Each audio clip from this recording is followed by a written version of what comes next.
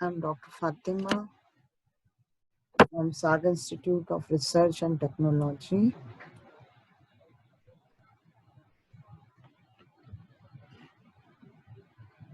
We have already seen range, accuracy, precision, sensitivity. Today I'm taking linearity.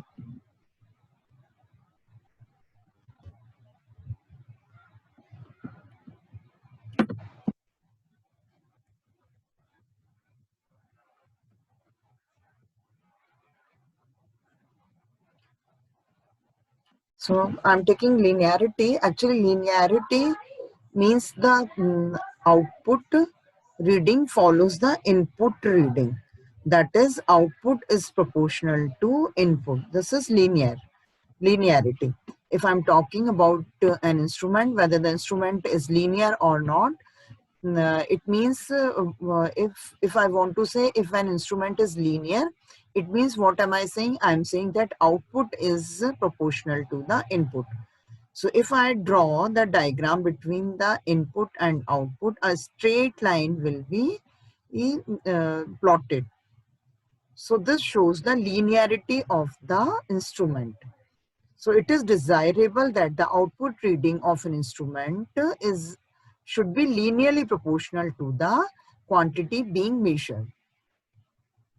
So it means what? It means the output quantity of an instrument should be proportional to the input quantity. The non-linearity is the maximum deviation of any of the input readings marked X. You can see the X are marked here from this straight line. If the value comes from here, here and here, it means the instrument is not linear. That is non-linear. So non-linearity is expressed as a percentage of the full scale reading. So if I'm saying the instrument is linear, it means the output follows the input, or output is proportional to the input. If I'm saying instrument is non-linear, it means output does not follow the input. The linear system, any linear instrument or linear system, satisfies the scaling property. That is, if input is double, the output will also be double. If the input is multiplied by a scaling factor, let it be 4. If the input is multiplying by 4, then output will also be multiplied by the 4. It means if input is multiplied by any scaling factor, the output is multiplied by the same factor. So this is called scaling property. See here, A is given if A is the input and FA is the output. If this A is multiplied by 2, then output will also be multiplied by 2. If this A input is multiplied by small a, then output will also be multiplied by small a, where FA is showing the output. That is, output is multiplying with small a. So this system satisfies the scaling property.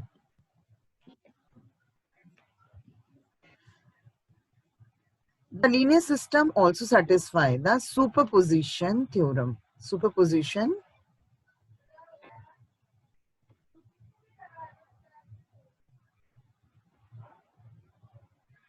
See, the linear system satisfies the superposition property, that is output to the sum of two or more inputs is the sum of the outputs to each individual input.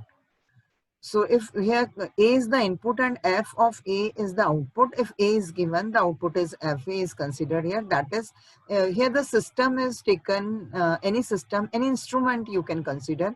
If A input is given to the instrument, then output is denoted by F of A.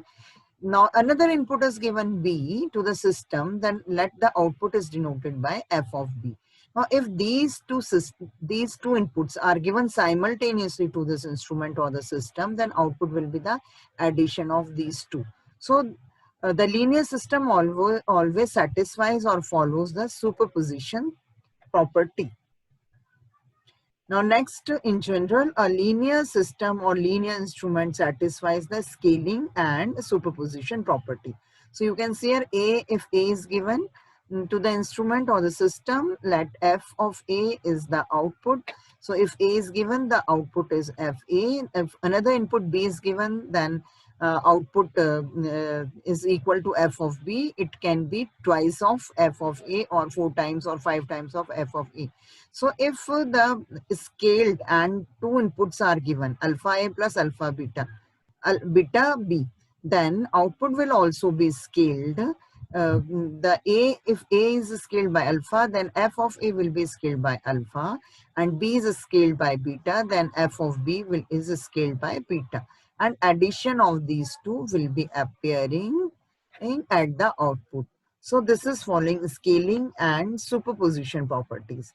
So if there is a system or if there is an instrument, if it is following the linearity, then it follows the scaling and superposition properties. Thank you.